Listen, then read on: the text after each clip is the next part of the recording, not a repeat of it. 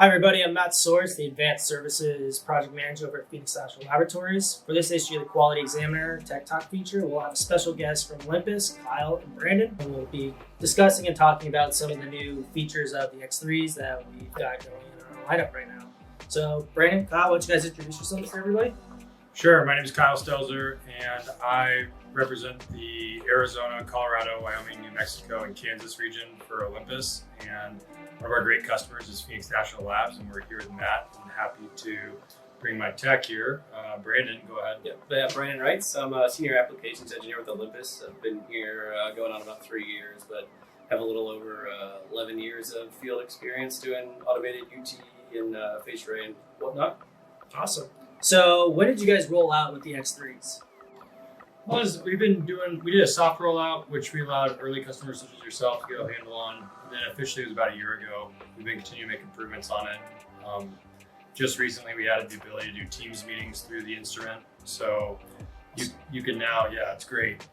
So for instance, if you have a tech who might be a little confused or just have questions on certain inspection results, they can now share a link, and that link, just like a Teams meeting for a Microsoft Teams meeting for a corporate meeting, can be viewed. The screen can be viewed remotely, like as if you were to have your laptop, you troubleshoot it. And Matt, as the expert at P&L, you could make drawings or add indications or arrows, and then you could have a collaborative discussion with the guy in the field. Gotcha. So it kind of takes away from the whole like, I have no idea what's going on here, man. Let me go all the way back to Phoenix so I can go talk to my boss, and then I'll come back out here in a couple days, and kind of troubleshoot and go through there a little bit faster. I like it. Yeah, exactly. And it could also be used on our end. If you need some technical support from Olympus, we can hop in there and get you along and make sure we're all on the right track. Okay. So real fast, I gotta ask.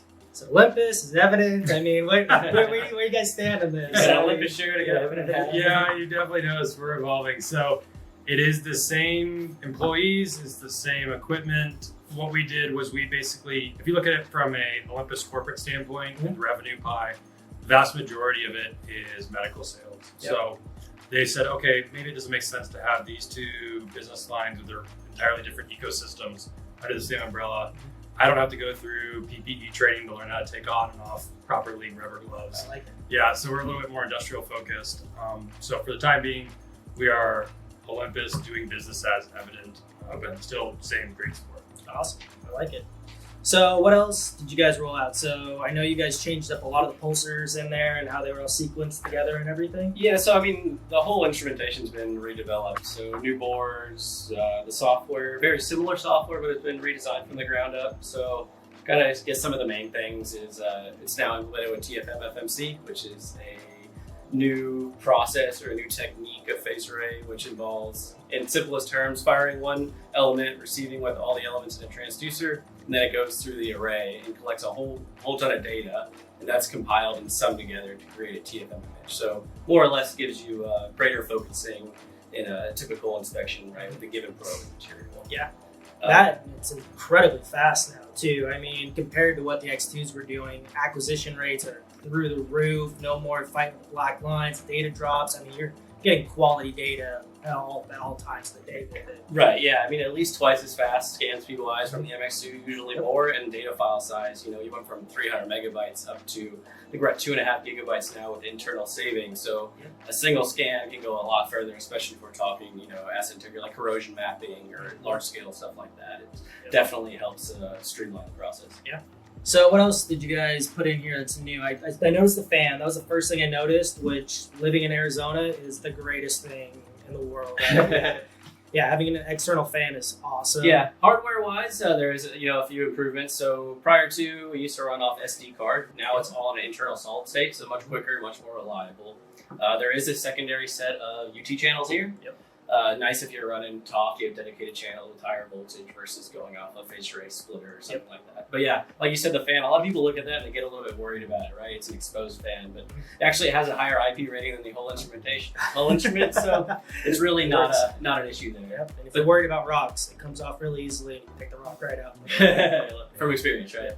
But the good thing is all the accessories are the same. Batteries, chargers, probes, encoders.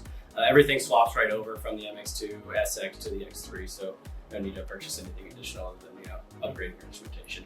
That and the operating software, it's backwards compatible, right? To where I can take old data and put it onto the new operating software and whatnot. Yep, yeah. So if you have say you had a weld you scanned or a crack you took a look at and collected some data on, and you go back out to that same job a year later or so, you can go ahead and pull the data up from the MX2 on your X3. You can even transfer some of the setups over and just open up the setups on the newer software. So totally different software as far as versions go. It's been completely redesigned, but it is backwards compatible. Nice. So your customers would then be able to call you guys out and say, hey, like we're trying to build a predictive life model. Can you talk to me about the growth rate of this crap?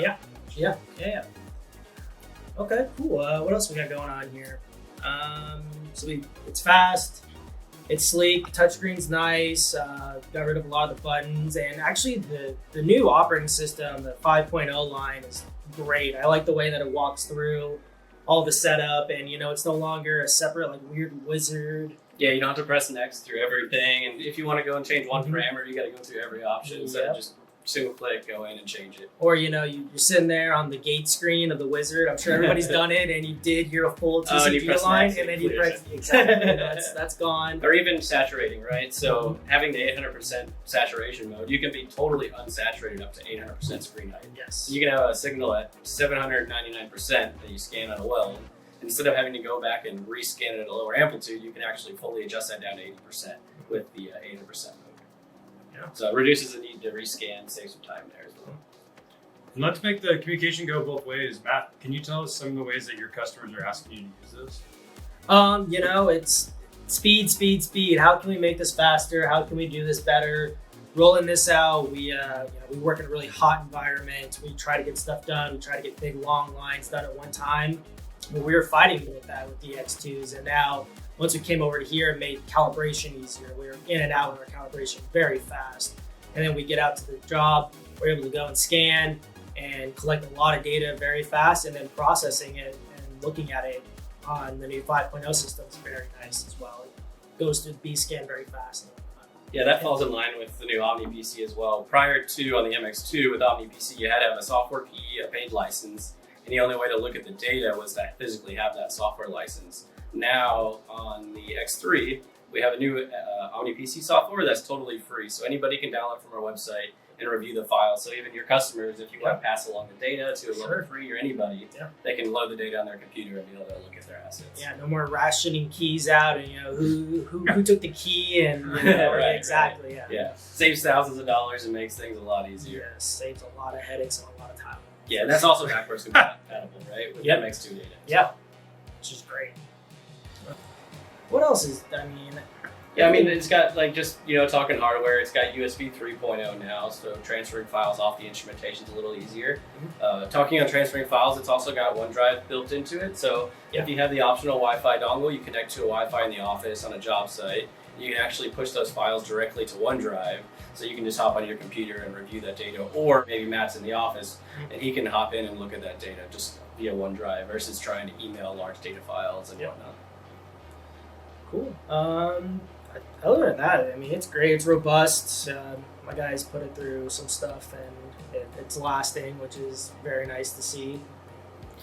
So for your customer, so just for the customers who aren't familiar here, you guys are using this phased array unit for things like corrosion and weld inspection, maybe in lieu of RT or supplement RT or other methods. Correct. You guys can use it in the field, in a manufacturing environment. Yeah, we've been using it everywhere, and then there's a lot of customization with it too. If you're just trying to figure something new, it's actually, instead of going to Setup Builder and having to try to do a custom focal law to get into a certain area or kind of resolve something a little bit differently, it's right here. It's right here at your fingertips. You want to just go back and you want to push your focus step out a little bit more because you're just not quite resolving it. It's always right here at your fingertips now. Yeah, Scan Plan's a lot more usable in the sense of you don't have to have like Beam Tool, PC-based software. You have to pull it out and see, okay, where's my probe need to be in relation to the weld and where's my focus step be. It's all essentially on board, so it eliminates the need to pull out a PC. And you know how you get on a job and they throw something at you that you didn't plan for or nobody told you about, so it allows you to kind of adapt on the fly. Sure. So then the customers will realize a more flexible service and as well as a faster turnaround time, I'm sure, as opposed to maybe more traditional methods. Yep. Okay.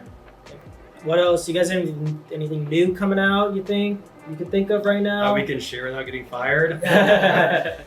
Come on. Kyle mentioned some of the new features from 5.9, right? The OneDrive file Yes, transfer, yes. the RCS, which is our remote screen sharing option, like he talked about. There are some other stuff coming in 5.10 as far as like some TFM calibrations. Oh, nice. There's going to be a special new TFM mode. It's going to be more particular to our X3 64 unit. Okay. It's a specialized TFM mode that we're working on as well. But yeah, there's things going to keep rolling out, and the development's not stopping, right? Yeah, So more innovative and cool features coming along. Okay. You guys can bring back the RScan at any point? Like the RScan array? No, the RScan view. The R. Oh, you're talking about like the beam display. Yeah, exactly. Yeah. I'm not too sure on that, honestly. So I know you have the scan plan feature in there now, and it'd be. I always loved it just to show a welder right away instead of like trying to draw out like a little picture for him where to go. You just show him. You're like, oh, Right. all right, okay. I'm not sure where it is on the roadmap. I'm sure it's there.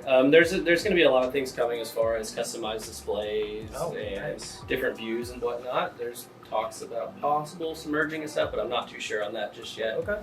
Things kind of change and develop over time, so it's hard to say what's exactly going on up there. But We'll just have to come back. Yeah, there you go. And then you guys also rolled out a weld site yes, along with it, right? Which Right. is just everything you can do on here on steroids. yeah. right? WeldSite's the successor to our TomoView software. So TomoView is now going to be obsolete, and it's our advanced analysis software as well as data acquisition, but more coming behind the X3, more talk towards analysis usually. But this thing can be what we call black boxed, and you can connect it via Ethernet to a PC, and you can actually use WeldSite for data acquisition and analysis. Okay. So there is some benefits of using WeldSite for acquisition as well. Some different calibration tools and whatnot. But as far as analysis goes, yeah, it allows you to merge different data files together. So maybe you scan a weld, you only have a single-sided scanner, so you scan your 90 SKU to 70 SKU, you can merge those files together, acts like a single data file. Gotcha. Or even in the sense of corrosion mapping, maybe you have a large tower or vessel that just takes multiple scans to collect it. Whether there's restrictions or your scanner can't get around, whatever,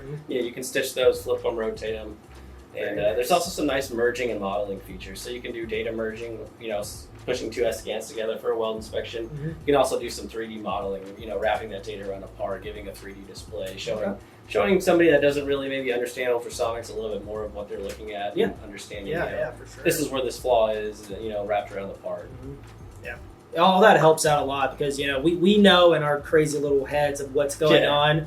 Most people don't know what's going on, and like I said before, as you're sitting there with a piece of soapstone, you're drawing, and you can give that tangible, almost photo or a 3D model to somebody. They know what's going on, what's happening. Yeah.